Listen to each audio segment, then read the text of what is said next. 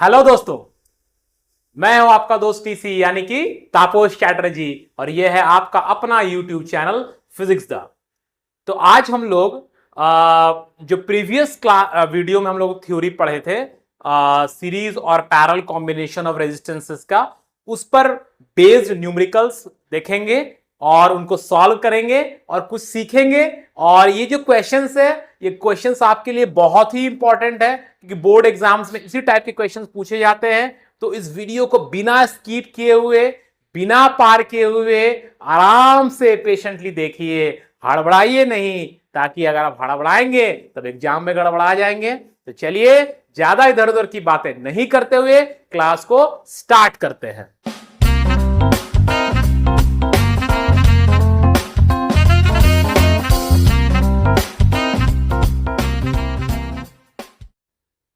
तो आपको यहां पर एक पहला क्वेश्चन दिख रहा होगा। यहां पर एक सर्किट बना हुआ है, यहां से 6 एंपियर करंट फ्लो कर रहा है, यहां पर एक 3 ओम का रेजिस्टेंस और एक 2 ओम का रेजिस्टेंस है। तो क्वेश्चन क्या कह रहा है? Find current through each register, मतलब हर एक रजिस्टर से जो करंट पास हो रहा है वो हमें निकालना है। मतलब इधर से कितना करंट जा रहा है और इधर से कितना करंट जा रहा है, इसको कैलकुलेट करना है। चलिए मान लेते हैं कि इधर से करंट जा रहा है I1 और इधर से करंट जा रहा है दोस्तों I2। ठीक है, अब देखिए ये 3 ओम और ये 2 ओम का जो रेजिस्टर है दोस्तों, वो कैसे कनेक्टेड है? ये दोनों 3 ओम और 2 ओम का जो रेजिस्टर है वो पैरेलल में कनेक्टेड है। पैरेलल का क्या कॉन्सेप्ट हम लोगों ने सीखा था कि अगर सेम दो पॉइंट्स के बीच में कनेक्टेड रहे तो वो एलिमेंट्स पैरेलल में कनेक्टेड होते हैं। तो 3 ओम और 2 ओम जो है वो पैरेलल में कनेक्टेड है। ठीक है, अब पैरेलल में क्या होता है? पोटेंशियल डिफरेंस जो होता है दोस्तों दो रेजिस्टर्स के अक्रॉस, वो सेम होता है। तो इसके अक्रॉस अगर हम लोग पोटेंशियल डिफरेंस V मान रहे हैं तो इसके अक्रॉस भी पोटेंशियल डिफरेंस V होगा, बिकॉज ये 3 ओम और ये 2 ओम का जो रेजिस्टर है वो पैरेलल में कनेक्टेड है। ठीक है, अब तो I1 को हम लोग क्या लिख सकते हैं? I1 को लिख सकते हैं V/3, क्योंकि पोटेंशियल डिफरेंस को अगर हम लोग रेजिस्टेंस से डिवाइड करते हैं तो उससे पास होने वाला करंट पता चल जाएगा। और I2 को क्या लिख पाएंगे? I2 इज इक्वल टू हो जाएगा V/2। अब I1 I2 को अगर हम लोग लिख रहे हैं तो क्या हम लोग लिख सकते हैं कि I, that is total current, is equal to I1 plus I2, और टोटल करंट हमारा कितना है? 6 है। सो 6 इज इक्वल टू I1 मतलब V/3, I2 मतलब V/2। तो 6 इक्वल टू, इसका एलसीएम हो जाएगा 6, तो 2V प्लस 3V, तो यहां आ जाएगा 36/5। इससे हमारा क्या निकल जाएगा? V निकल जाएगा। देयरफॉर V कितना आ जाएगा? V आ जाएगा 7.2 वोल्ट। ये आ गया potential difference across 3 ohm and across 2 ओम। लेकिन वो तो हमें निकालना नहीं था ना, निकालना क्या था? करंट, मतलब I1 I2। तो I1 कितना हो जाएगा? I1 हो जाएगा V/3, V/3। तो हमारा V कितना है? V है 7.2/3, तो ये आ जाएगा 2.4 एम्पियर। हमारा I2 कितना है? हमारा I2 है V/2, तो V कितना है? 7.2/2, दैट इज 3.6 एम्पियर। आप देखिए 2.4 को 3.6 से अगर आप ऐड करेंगे दोस्तों तो आपका 6 एम्पियर आ जाएगा, है ना? तो ये हुआ इस क्वेश्चन को सॉल्व करने का तरीका। आप वीडियो को पॉज कर ले, एक बार अच्छे से देख ले और कॉन्सेप्ट को समझ ले। ये क्वेश्चन बहुत इंपॉर्टेंट है आपके बोर्ड एग्जाम्स के लिए, इसको बार बार समझे। ये सब क्वेश्चन बनाएंगे, फुल मार्क्स पाएंगे। चलिए आगे बढ़ते हैं नेक्स्ट क्वेश्चन की तरफ। नेक्स्ट क्वेश्चन में क्या है? Find current through each resistor and potential difference across each register.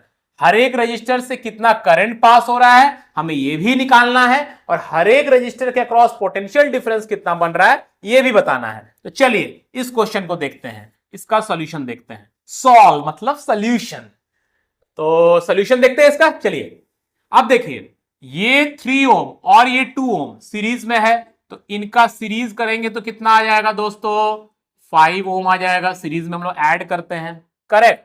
और ये 1 ओम और ये 4 ओम ये भी सीरीज में आ जाएगा, तो ये हो जाएगा 5 ओम। अब ये 5 ओम और ये 5 ओम पैरेलल में आ गया, मतलब यहां जो करंट आएगा, जो भी करंट आएगा, जितना भी मैग्नीट्यूड का करंट आएगा वो इक्वली डिवाइड हो जाएगा। यहां पर इक्वली डिवाइड हो रहा है। अगर मान लीजिए ये 5 ओम और ये 6 ओम रहता तब इक्वली डिवाइड नहीं होता दोस्तों, क्योंकि दोनों तरफ का इक्विवेलेंट रेजिस्टेंस सेम आ रहा है। तो दोनों तरफ का इक्विवेलेंट रेजिस्टेंस अगर सेम आएगा तो क्या हो जाएगा, दोनों तरफ का इक्विवेलेंट रेजिस्टेंस सेम, मतलब दोनों तरफ रुकावट सेम, तो दोनों तरफ ट्रैफिक इक्वली डिवाइड हो जाएगा, करेक्ट। तो यहां भी 5 ओम है, यहां भी 5 ओम है, तो करंट इक्वली डिवाइड होगा। ओके, मतलब अब सर्किट जो है कुछ ऐसा दिख रहा होगा। सर्किट कैसा दिख रहा है, सर्किट ऐसा दिख रहा है, करेक्ट। ये भी 5 ओम हो गया और ये भी 5 ओम हो गया, करेक्ट। और ये दोनों कनेक्टेड है, पैरेलली कनेक्टेड हो गया इस बैटरी के साथ, दैट इज 50 वोल्ट, करेक्ट। अब देखिए ये 5 ओम और ये 5 ओम पैरेलल में है, तो अगर पैरेलल में ये है तो इसका इक्विवेलेंट रेजिस्टेंस हम लोग निकाल सकते हैं क्या, इक्विवेलेंट रेजिस्टेंस निकाल सकते हैं क्या, जल्दी से निकाल के बताइए कि इन दोनों का इक्विवेलेंट रेजिस्टेंस कितना आएगा, क्विक। तो इनका इक्विवेलेंट रेजिस्टेंस कितना आएगा, 2.5 ओम।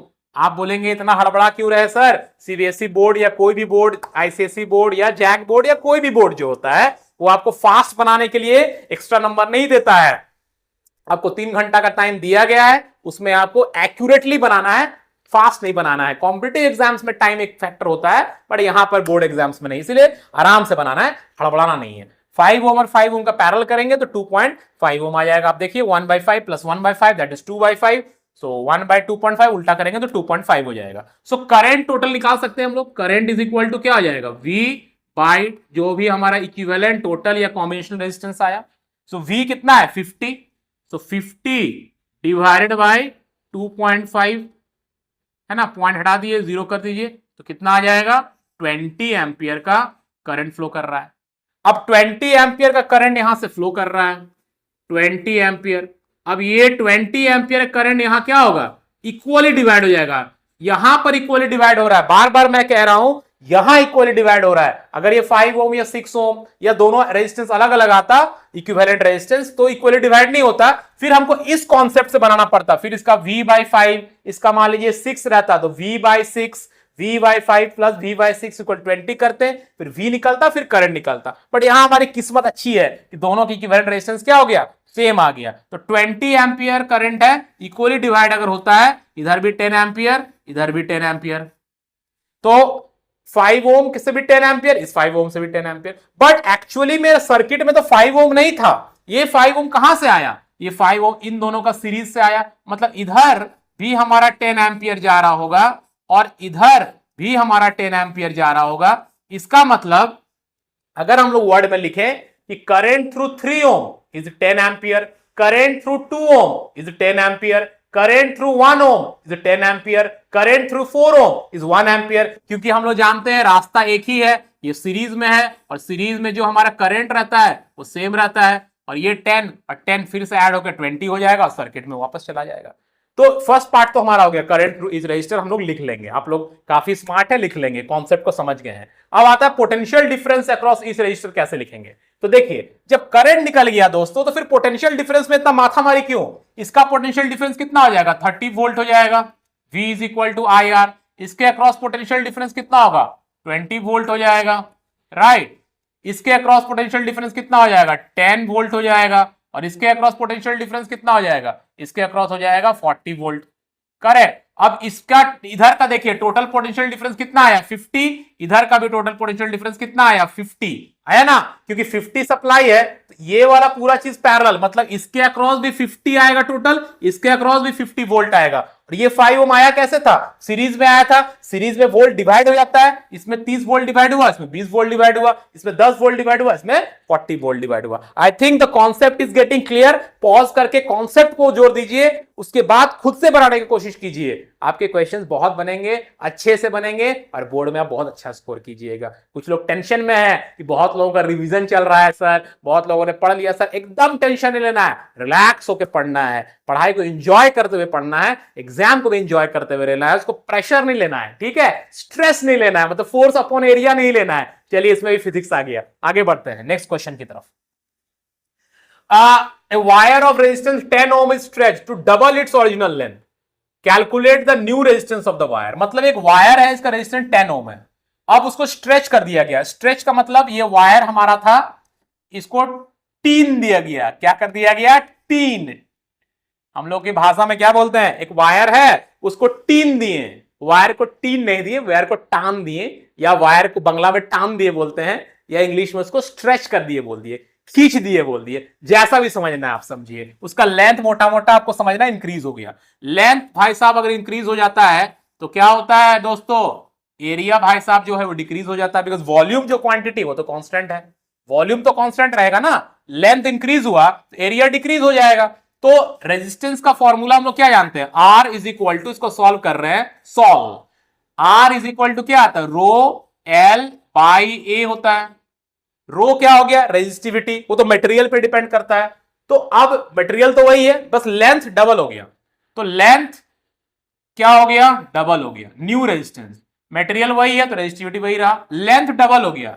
तो क्या लेंथ के डबल होने से एरिया पर कोई असर नहीं पड़ेगा, एरिया आधा हो जाएगा, एरिया क्या हो जाएगा, area will be half, because volume को सेम रखना है। देखिए लेंथ को आपने डबल किया, एरिया को आप आधा करेंगे, तभी ना वॉल्यूम उतना ही रहेगा जितना पहले था, area into length, right. Length अगर 4 टाइम्स हो जाए तो एरिया को 4 से डिवाइड कर देना है, लेंथ अगर 3 टाइम्स हो जाए तो एरिया को 3 से डिवाइड कर देना है। ये बेसिक कॉन्सेप्ट आपको दिमाग में रखना है, और भी चीजों के साथ साथ, है ना। तो 2 को ऊपर कर देंगे तो ये 4 हो जाएगा, रो एल बाई ए। तो रेजिस्टेंस कितना टाइम्स इंक्रीज हो गया, रेजिस्टेंस 4 टाइम्स इंक्रीज हो गया। सो हमारा जो न्यू रेजिस्टेंस आएगा दोस्तों वो कितना हो जाएगा, वो हो जाएगा 40 ओम, क्योंकि हमारा पहले रेजिस्टेंस कितना था, पहले रेजिस्टेंस 10 ओम था। क्लियर, मतलब बेसिक आप ये ध्यान में रखिएगा कि अगर आप स्ट्रेच करते हैं टीन के, टान के, लंबा करके, खींच के, अगर किसी वायर को लंबा कर रहे हैं n टाइम्स, तो जो नया रेजिस्टेंस होगा वो हो जाएगा n स्क्वायर इंटू पहला रेजिस्टेंस, पुराना रेजिस्टेंस, ठीक है, n स्क्वायर इंटू पुराना रेजिस्टेंस। जैसे यहां पे डबल किए तो 2 का स्क्वायर 4 टाइम्स हो गया। क्लियर, समझ में आया। तो दिस इज द कॉन्सेप्ट कि जब आप किसी वायर को लंबा करते हैं तो उसका लेंथ बढ़ रहा है तो एरिया उतना ही टाइम्स डिक्रीज हो जाएगा और resistance n square times increase हो जाएगा। बात समझ में आ गई आपको, क्लियर। चलिए नेक्स्ट क्वेश्चन की तरफ चलते हैं। नेक्स्ट क्वेश्चन क्या है, यहां पे एक सर्किट दिया हुआ है, calculate current through to 10 ohm resistor. 10 ohm resistor कहां है, तो ये 10 ओम है, इसके थ्रू करंट निकालना है। चलिए ठीक है, आप यहां देखिए ये 4, ये 2 और ये 4, ये 4, ये 2 और ये 4 सीरीज में है, तो इसका हो जाएगा 4 4 8 और 2 10, राइट। तो इसको अगर हम सॉल्व करते हैं तो कैसे होगा, सर्किट को दोबारा रीड्रॉ करेंगे, तो यहां पे है, यहां पे एक रेजिस्टेंस है, यहां पर भी एक रेजिस्टेंस, और ये आपका इक्विवेलेंट आ गया 10 ओम, ये 10 आ गया, ये पहले से 10 ओम है, इसी के थ्रू करंट निकालना है, और ये हमारा 2 ओम है, और ये हमारा 1 ओम है, करेक्ट। और यहां पर जो दिया गया है supply, that is of 40 volt का सप्लाई है, ठीक है। अब देखिए ये 10 और ये 10 पैरेलल में आ गया, तो इसको सॉल्व अगर करते हैं तो कितना आ जाएगा, 5 आ जाएगा, इनका इक्विवेलेंट कितना आ जाएगा, 5 आ जाएगा। तो ये आपका सर्किट ऐसा दिखेगा, यहां हो गया 2 ओम, राइट, यहां आ गया 5 ओम, करेक्ट, और यहां आ गया 1 ओम, ठीक है। तो टोटल कितना हो गया, 5 6 7 8, तो टोटल रेजिस्टेंस या इक्विवेलेंट रेजिस्टेंस पूरा इसका आ गया 8 ओम, और यहां पर सप्लाई है 40 वोल्ट, तो करंट कितना हो जाएगा, करंट हो जाएगा 40/8, दैट इज 5 एम्पियर।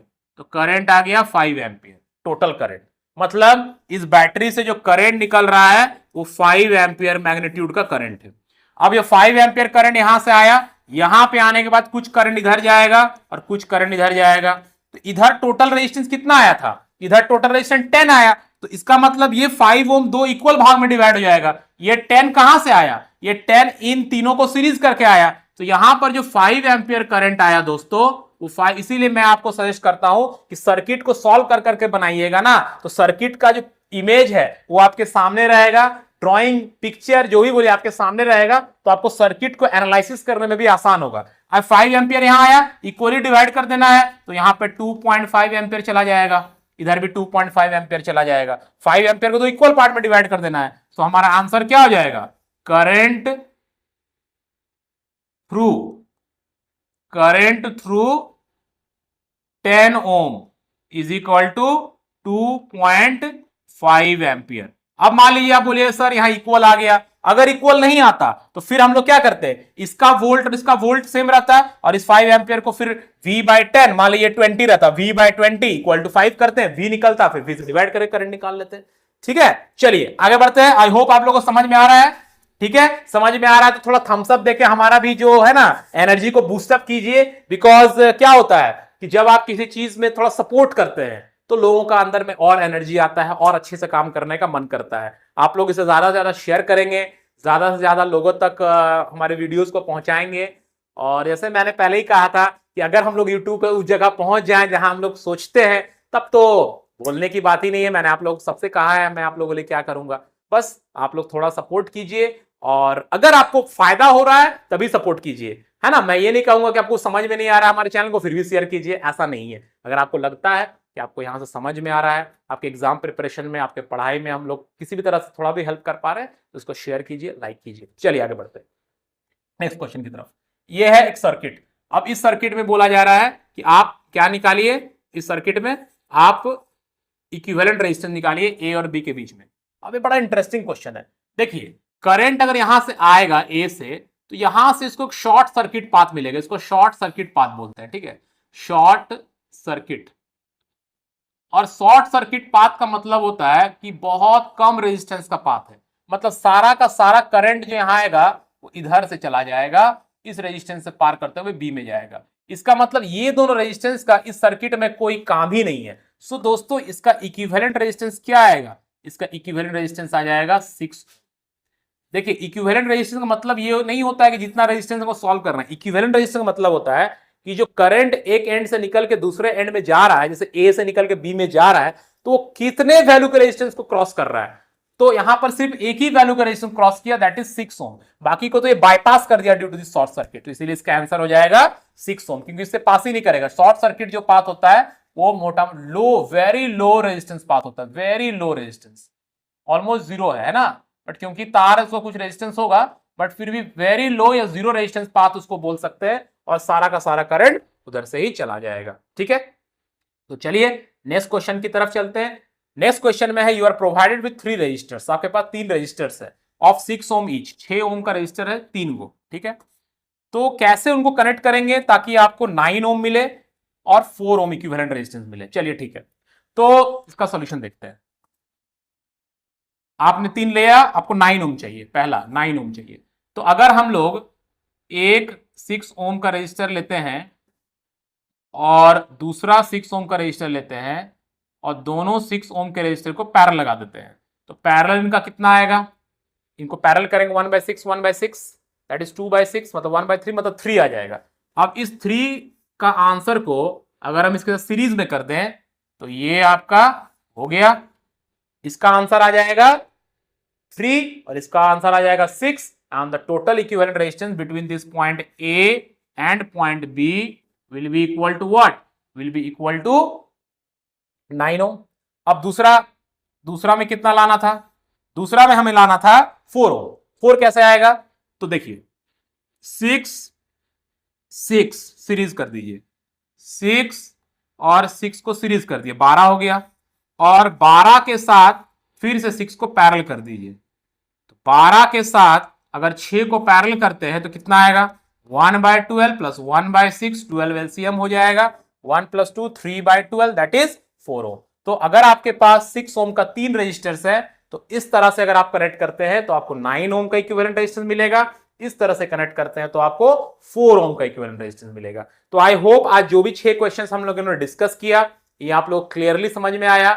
आप पॉज करके बार बार क्वेश्चन को सॉल्यूशन को देखने का कोशिश कीजिए और आपके टेक्स्ट बुक में जो क्वेश्चंस है उसको प्लीज अपने से सॉल्व कीजिए, क्योंकि दुनिया में कोई भी टीचर आपको नहीं सिखा सकता है। जैसे फॉर एग्जांपल अगर आप साइकिल चलाना सीख रहे हैं या बाइक चलाना सीख रहे हैं, मैं आपको बता सकता हूं कि एक्सीलेटर है, ये ब्रेक है, ये क्लच है, ऐसे चलाना चाहिए, ऐसे चलाना चाहिए। लेकिन जब आप बाइक को रोड पर लेके निकलते हैं दोस्तों, तो बीच में कोई बकरी आ गया, कोई ऑटो वाला रोक दिया या कुछ इस तरह का ऑब्स्ट्रक्शन आया, उस समय आपको क्या करना चाहिए, कैसे गाड़ी को कंट्रोल करना चाहिए, ये आपका खुद का माइंड बोलेगा। और ये खुद का माइंड तभी बोलेगा जब बार बार आप उसको प्रैक्टिस करते हैं, बार बार खुद से करने का कोशिश करते हैं। तो मैं हर एक स्टूडेंट से कहता हूं, किसी टीचर के पास कोई ब्रह्मास्त्र नहीं है, किसी तरह के छलावा में मत पड़िए, अपने आप पर भरोसा रखिए और ज्यादा से ज्यादा क्वेश्चन खुद से बनाने की कोशिश कीजिए। जो नहीं बनता है वो हमें बताइए, जरूर उसको सॉल्व करके आपको देने का पूरा कोशिश करेंगे। मिलते हैं नेक्स्ट वीडियो में इसी उम्मीद के साथ कि आप लोग खुद से प्रैक्टिस करेंगे, क्वेश्चंस बनाएंगे और बहुत अच्छा करेंगे अपने एग्जाम्स में, अपने क्लासेस में, अपने रिजल्ट में। मिलते हैं नेक्स्ट वीडियो में, बाय।